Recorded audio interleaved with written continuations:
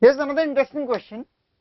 We have a steel rod whose area of cross section is given and its Young's modulus is given. Now what happens is that a load of 2.16 kg is suspended from the middle point of the wire. So we need to find out the vertical depression in the wire. Let us see this question. The wire was initially like this and had no tension. Now the wire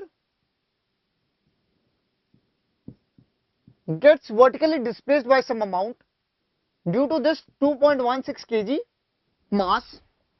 This vertical depression will be very small. Let this angle be theta. This angle will also be theta by symmetry. We need to find out the tensions in the wire so that we can find out the stress and therefore the strain. Let this be equal to T. On this side also this will be equal to T. This angle comes out to be equal to theta again. Even this is theta. The horizontal component of these two T cancel and the vertical component of these two forces add up to give 2T sin theta, and that is balanced by the weight of this 2.16 kg mass, that is equal to 2.16 into G. Now this theta will be very small, therefore sin theta can be written to be theta, therefore T into theta becomes equal to 2.16 into G upon 2. You remember this result. Now we also know that Young's modulus, we have two equations and two variables. We have two variables now, so we need one more equation to solve this question. So the other equation will come out from the formula of Young's modulus, that is equal to stress upon strain. Y is equal to stress upon strain. We already know the stress to be equal to T upon the area of cross section, that is given to be 4 into 10 raised to minus 6 meters square. We need to write down the strain here. Let us find out the strain value. The initial length of the wire was equal to L. The strain will be always equal to, let us write this equation in one corner, T theta is equal to 2.16 G upon 2. Now strain is always equal to change in configuration upon original configuration.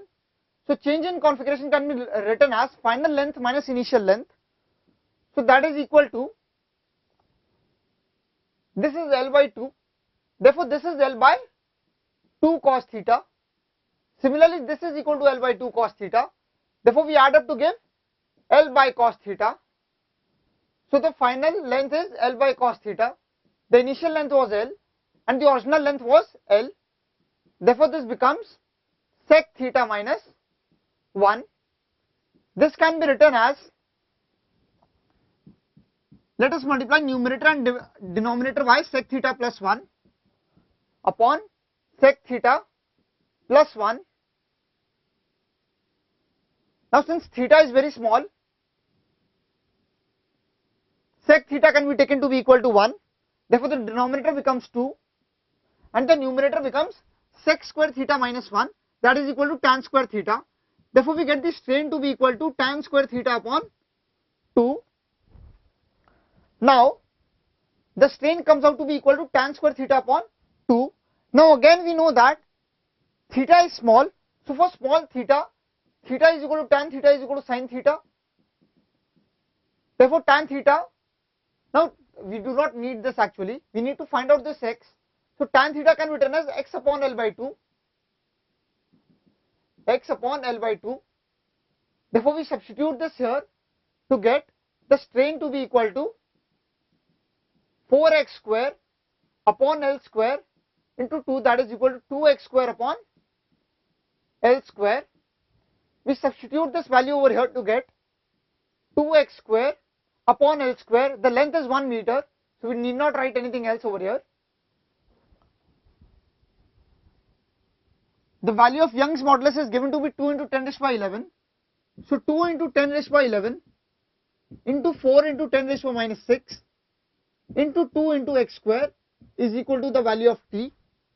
We substitute this value of T over here to get 2 into 10 raised to the bar. Let us solve it a bit over here itself. T is equal to 16 into 10 raised to the power 5.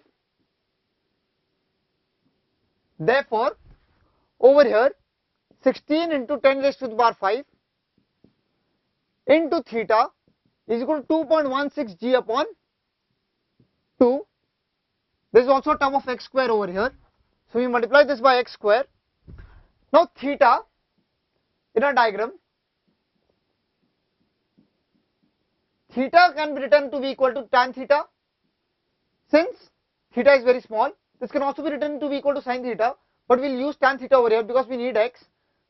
Therefore theta is equal to x upon L by 2, that is 2x upon L.